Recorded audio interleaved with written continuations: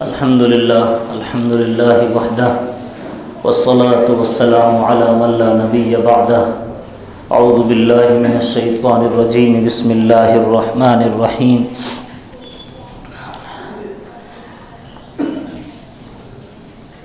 يا أيها الذين آمنوا إذا لقيتم فئة فاثبتوا واذكروا الله كثيرا لعلكم تفلحون وَأَطِيعُوا اللَّهَ وَرَسُولَهُ وَلَا تَنَازَعُوا فَتَفْشَلُوا وَتَذْهَبَ رِيحُكُمْ وَاصْبِرُوا إِنَّ اللَّهَ مَعَ الصَّابِرِينَ۔ محترم بزرگوں اور عزیز دینی اور ایمانی بھائی،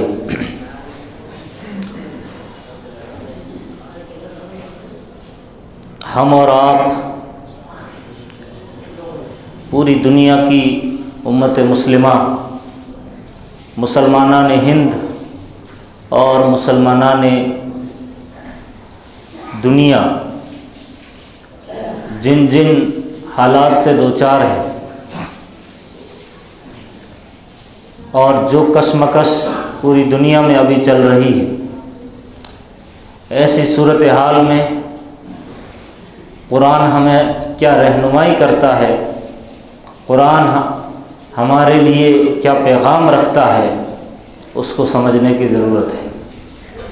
جس آیت کریمہ کی تلاوت میں نے کی، اس آیت میں اللہ تبارک و تعالی اس طرح ارشاد فرماتے ہیں، اے ایمان والو، جب تمہارا مقابلہ کسی جماعت سے ہو، یا ایھا الذین آمنوا، اے ایمان والو، اذا لقیتم فئۃ، جب تمہارا مقابلہ کسی ایک جماعت سے ہو، کسی پارٹی سے ہو، یا کسی گروپ یا کسی فرقے سے ہو، تو 5 کام ضرور کیا کرو۔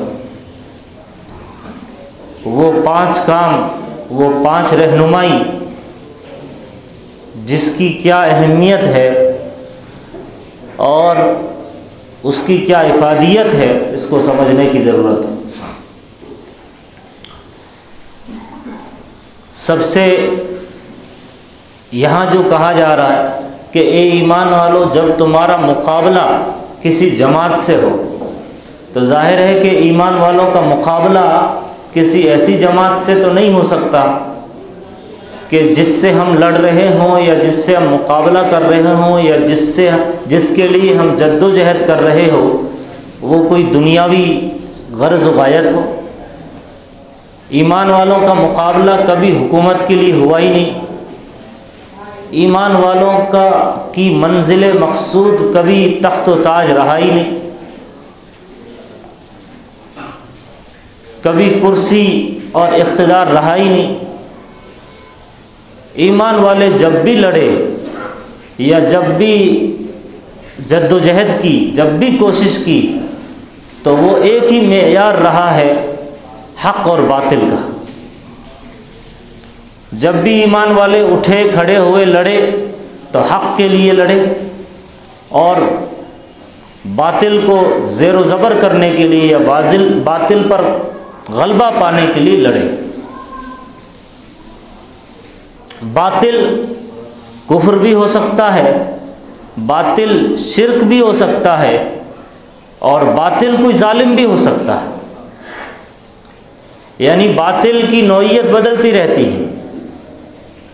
کبھی ایمان اور کفر کی لڑائی رہتی ہے، تو کبھی ایک اچھے مومن کی، خاص مومن کی مشرک سے رہتی ہے، یا یہ کہ ایک مومن کی لڑائی کسی ظالم سے رہتی ہے۔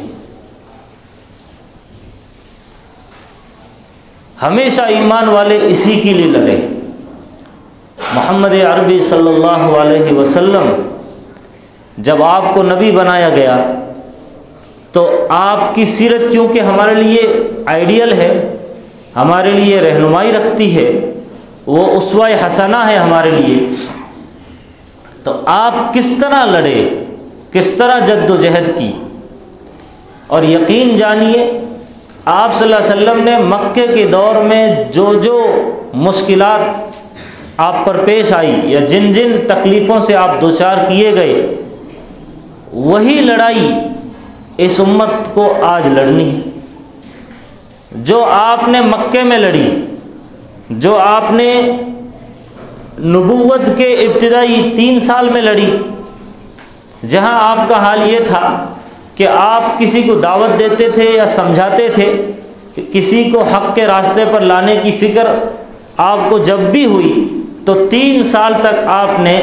خفیہ طریقے سے، پوشیدہ طریقے سے، فردن فردن ایک ایک بندے سے ملاقات کر کے، بھلے اس کے لیے کئی مرتبہ اس کے گھر پہ جانا پڑے، آپ اس کوشش میں لگے رہے۔ اور آپ کوشش صرف اور صرف ایمان کے لیے نہیں کرتے تھے، آپ کوشش مظلوموں کے لیے بھی کرتے تھے، غریبوں کے لیے بھی کرتے تھے، یتیموں، مسکینوں، بیواؤں پر جو ظلم ہوتا تھا اس ظلم سے نکالنے کے لیے بھی کرتے تھے۔ آپ کوئی بے روزگار ہے تو ان کو روزگار دلانے کے لیے بھی کوششیں کرتے تھے، کوئی اگر ناحق کسی کا حق دبا رہا ہے تو اس کو حق دلانے کے لیے بھی کرتے تھے۔ آپ کی کوشش صرف ایمان کے لیے نہیں ہوتی تھی، آپ کی کوشش، آپ کی جد و جہد ہمیشہ باطل رہی ہے۔ اب باطل یعنی غلط جو بھی کام ہو، برا جو بھی کام ہو، اس برے کو مٹانے کے لیے دنیا سے اور حق کو لاگو کرنے کے لیے آپ کی کوشش رہتی تھی۔ تو آپ صلی اللہ علیہ وسلم کی یہ کوشش شروع میں 3 سال خفیہ طریقے سے رہی۔ پھر آپ کو حکم ہوتا ہے کہ اب اعلان کرو، تو آپ نے صفا پہاڑی کی چوٹی پر کھڑے ہو کر اعلان کیا، یا صباحا، یہ کلمہ پڑھ لو، یہ دین کو قبول کر لو، یہ اسلام کو ایکسیپٹ کر لو، تم کامیاب ہو جاؤ گے۔ پھر آپ نے ایسی مخالفتوں کا سامنا کیا کہ جو جسمانی تکلیف تھی، یعنی کبھی بلال کو تڑپایا گیا، کبھی سمیہ کو شہید کیا گیا، کبھی ہر طریقے سے مخالفین نے کوششیں کی، لیکن جب آپ ڈٹے رہے، جمے رہے، تو پھر لوگوں نے ایک اور طریقہ اختیار کیا جس کو کہتے ہیں لالچ کا۔ ہم آپ کو مال دے دیں گے، جائیداد دے دیں گے، آپ یہ کر لو، آپ وہ کر لو۔ تو اس وقت بھی آپ ڈٹے رہے، جمے رہے۔ پھر حتیٰ کہ آپ کا مذاق اڑانا شروع کر دیا، آپ کو یوں سمجھیے کہ آخری درجے میں ملک سے نکال دیا گیا، تو آپ نے ہجرت کی، آپ کا بائیکاٹ کر دیا گیا 3 سال کے لیے شیب ابی طالب میں۔ پھر آپ مکہ چھوڑ کر طائف گئے تو وہاں کیا حشر ہوا، وہاں بھی آپ کو مایوسی ہاتھ لگی۔ پھر وہاں سے اتنے مجبور کر دیے گئے کہ آپ کو مکہ چھوڑ کے مدینہ ہجرت کرنا پڑا، لیکن دین سے کبھی سمجھوتا نہیں کیا، اسلام اور قرآن اور دعوت سے کبھی سمجھوتا نہیں کیا۔ جو کام دیا گیا وہ کام مستقل کرتے رہے۔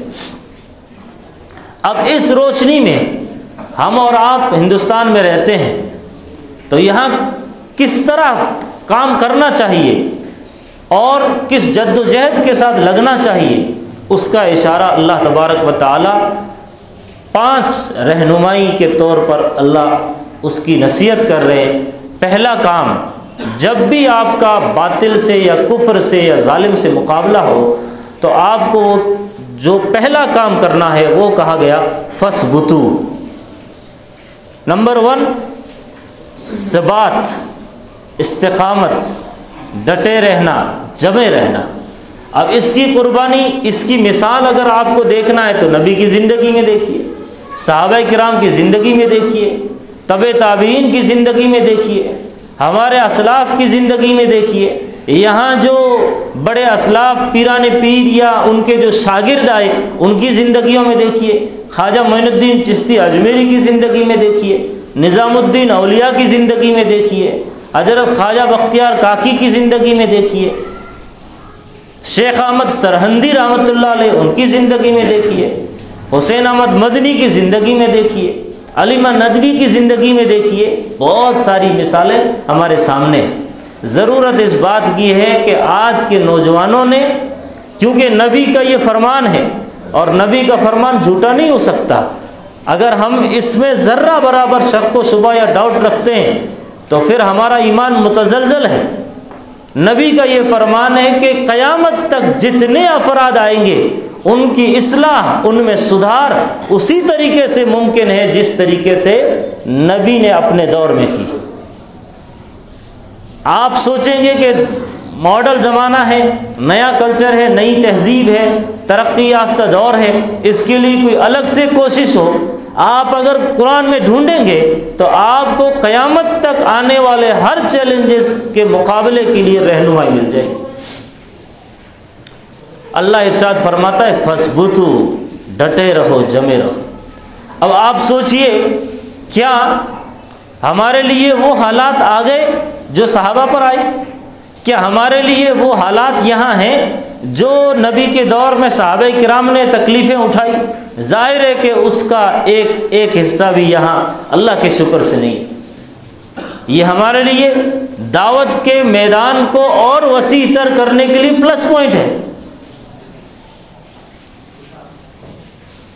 فَاثْبُتُوا، لیکن پہلا حکم جو ہے کہ مسلسل کرنا ہے، ڈٹے جم کر کرنا ہے، استقامت کے ساتھ کرنا ہے۔ ایسا نہیں کہ ذرا حالات آ گئے تو آپ بیٹھ گئے، آپ کے وقت فارغ وقت ہے تو آپ دعوت میں نکل گئے، آپ کے پاس کوئی کام دھندا نہیں ہے تو چلو دعوت میں، آپ کے پاس کوئی اور کوئی کام ہی نہیں ہے، آپ جاب لیس ہے تو چلو دعوت میں، اور جیسے ہی آپ بزی ہو گئے تو آپ نے اس کو چھوڑ دیا۔ یہ مشن اس طرح نہیں چلتا، یہ مسلسل چاہتا ہے، دائمی چاہتا ہے، ہمیشگی چاہتا ہے۔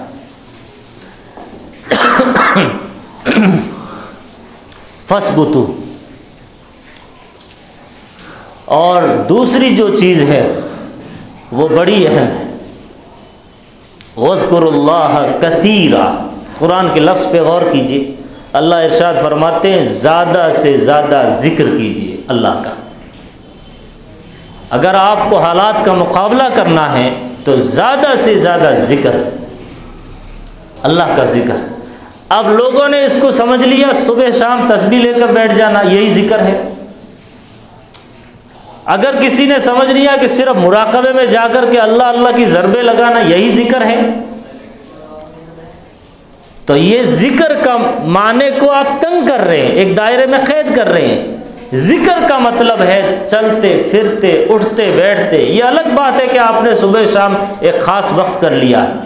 ذکر کا مطلب ہے اللہ کی یاد دہانی ہمیشہ، ہر پل، ہر لمحہ، ہر گھڑی۔ اور ہم نے جو ذکر کا مفہوم لیا وہ بند دیوار میں لیا، یا بند مسجد میں لیا، یا بند کمرے میں لیا، خاص وقت کے لیے۔ باقی جگہ اللہ یاد نہیں رہتا، باقی جگہ اللہ کا ذکر نہیں رہتا۔ کوئی عجیب طرح کی اگر گپ شپ چالو ہے اور وہاں پر ذکر کی بات آ گئی تو نہیں، اس کو بعد میں کریں گے، ایسی محفل میں وہ پیارا نام مت لو۔ کیوں بھائی؟ مبارک ناموں کے لیے الگ جگہ اور غلط محفلوں کے لیے الگ جگہ، جبکہ قرآن یہ کہتا ہے کہ مومن بندے کے زبان سے کہنا ضروری نہیں، دماغ اور دل میں ہر وقت اللہ کی یاد دہانی ہو، اس کو کہتے ہیں فَاذْكُرُوا اللَّهَ۔ ہاں، اس مقام پر پہنچنے کے لیے آپ کو صبح شام کا ذکر ضروری، مشق ضروری۔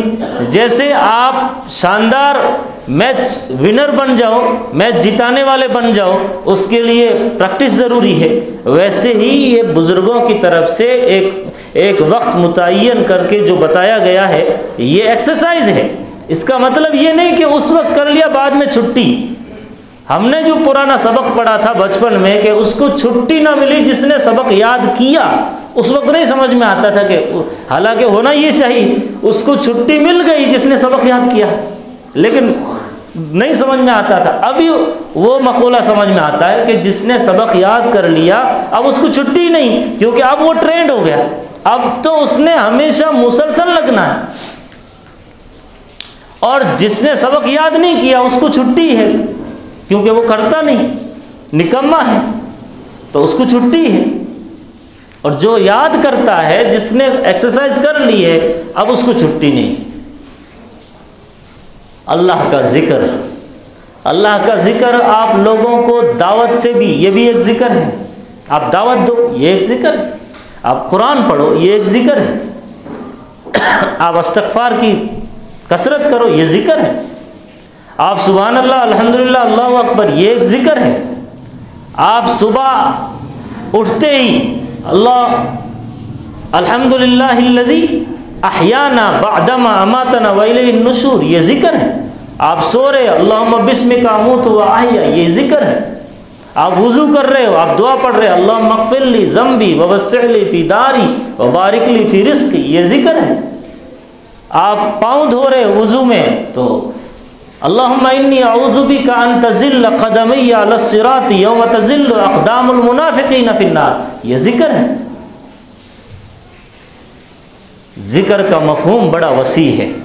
ذکر کا مفہوم یہ بھی ہے کہ آپ ہمالیہ پہاڑ کی چوٹی کے سامنے کھڑے ہو تو آپ کو اللہ یاد آ جائے، اس کی بلندی دیکھ کر، اس کی عظمت دیکھ کر، اس کی وہ جسمانی حیت کو دیکھ کر آپ کے دل میں جو کیفیات مرتب ہوتی ہے کہ میرا رب کتنا بڑا ہے جس نے یہ اتنا بڑا پہاڑ بنایا، وہ ذکر ہے۔ کوئی سمندر کی لہر اٹھ رہی ہے، آپ گھومنے کے لیے گئے، اس سمندر کی لہر کو دیکھ کر آپ کے دل میں جو بڑائی کا دائیا پیدا ہوا، وہ ذکر ہے۔ آپ کسی پھول اور خوشبو کو دیکھتے ہیں، کتنی پیاری خوشبو ہے، یہ کتنا خوبصورت پھول ہے، جس نے اس پھول کو بنایا وہ کتنا خوبصورت ہوگا، یہ جو دائیا پیدا ہوا، یہ ذکر ہے۔ نبی کریم صلی اللہ علیہ وسلم نے اس ذکر کو، اللہ کی یاد دہانی کو، کہ بندے کے ذہن میں ہمیشہ اللہ کا دھیان رہے، اس کے لیے الگ الگ طریقے سے سمجھانے کی کوشش کی۔ کبھی قرآن کہتا ہے سمجھاتے ہوئے وَهُوَ مَعَكُمْ أَيْنَمَا كُنْتُمْ، اللہ تمہارے ساتھ ہے جہاں تم چلے جاؤ۔ اس کو سمجھانے کے لیے کبھی اللہ نے، یعنی بندہ یہ سوچتا ہے کہ اب کون دیکھ رہا ہے، اب میں اکیلا ہوں، تو فوراً وہ یاد دہانی ذکر کرواتا ہے، یعنی ذکر مطلب یاد دہانی، قرآن یاد دہانی کرتا ہے وَهُوَ مَعَكُمْ أَيْنَمَا كُنْتُمْ، وہ تمہارے ساتھ ہے جہاں تم چلے جاؤ۔ بندہ ایک پلک جھپکائی کسی ابا سے، امی سے، بچے نے کوئی غلط حرکت کی، سوچتا ہے اب ابو یا امی یا استاد نہیں دیکھ رہا ہے، اس وقت قرآن یاد دلا رہا ہے کہ يَعْلَمُ خَائِنَةَ الْأَعْيُنِ، تمہاری پلک جھپک کو اللہ جانتا ہے۔ دل میں ایک خیال اٹھا، سمجھتا ہے کہ یہ خیال کو کوئی اور نہیں جانے گا، اس وقت اللہ یاد دہانی کراتا ہے، ذکر کرواتا ہے وَمَا تُخْفِي الصُّدُورُ، دلوں کے بھیدوں کو اللہ جانتا ہے۔ اگر کوئی بندہ یہ سوچے کسی لڑائی میں، کسی دشمن سے لڑائی ہو رہی اور اس کو بڑا بولے کہ میرا کون کیا بگاڑ لے گا، میرا کون کیا بگاڑ لے گا، ایسا جب دل میں یا زبان پر الفاظ آتے ہیں، اس وقت قرآن یاد دہانی کراتا ہے ان بطش ربک لشدید، اللہ پکڑنے پہ آئے گا تو اس کی پکڑ تیری پکڑ سے 1000 گنا زیادہ بڑی ہے۔ میرا کون کیا بگاڑ لے گا، تو اس وقت قرآن کہتا ہے فَيَوْمَئِذٍ لَا يُعَذِّبُ عَذَابَهُ أَحَدٌ، اللہ اگر عذاب دینے پہ آئے تو ایسا عذاب دے گا جیسا زمین میں اس کے عذاب ویسا کوئی دے نہیں سکتا۔ اگر وہ باندھنے پہ آیا، جکڑنے پہ آیا، تیری رسی کو کھینچنے پہ آیا تو ایسا باندھے گا کہ دنیا میں ویسا کوئی ظالم بھی نہیں کر پائے گا۔ اللہ کی پکڑ بڑی سخت ہے، اللہ ڈھیل دیتا ہے تو یہ اس کی رحمت ہے۔ وَلَا يُوثِقُ وَثَاقَهُ أَحَدٌ،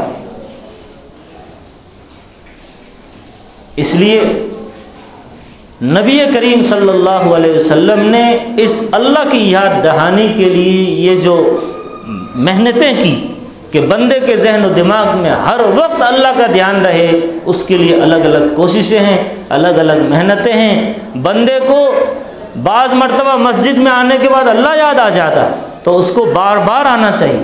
کسی بیان کو سن کر، کسی اللہ والے کی تقریر سن کر اس کے دل نرم پڑتا ہے تو اس کو بار بار سننا چاہیے۔